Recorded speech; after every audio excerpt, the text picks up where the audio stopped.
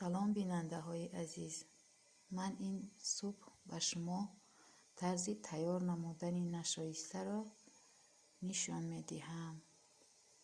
به ما لازم می شود نشایسته خشک کرده شده، نمک، آب، شیر.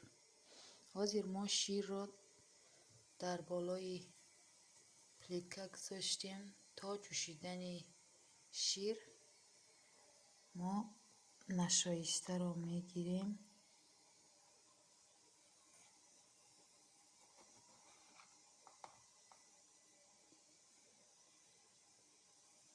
سه قاشق نشایسته در نیم لیتر شیر و کمتر آب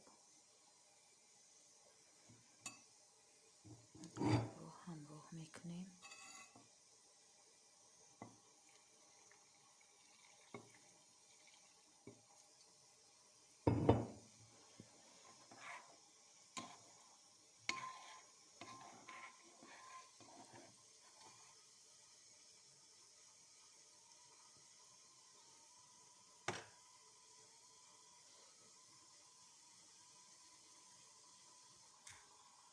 نشایسته را از شیره گندم تیار میکنم در فصل تابستان که گرم است. زود نشایسته میرسد و خوراکی خوشخور است. انا شیر جوشیده ایستاده است. حاضر ما نشایسته را در شیر همراه میکنیم.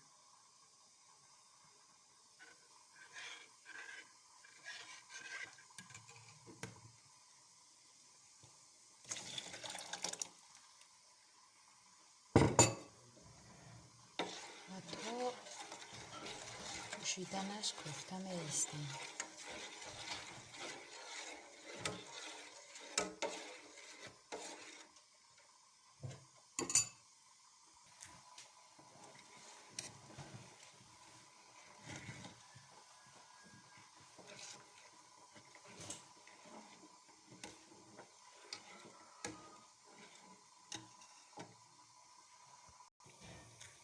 انا نشایسته ما تیار شد.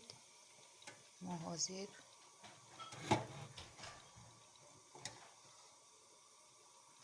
نشایسته را میپردازیم.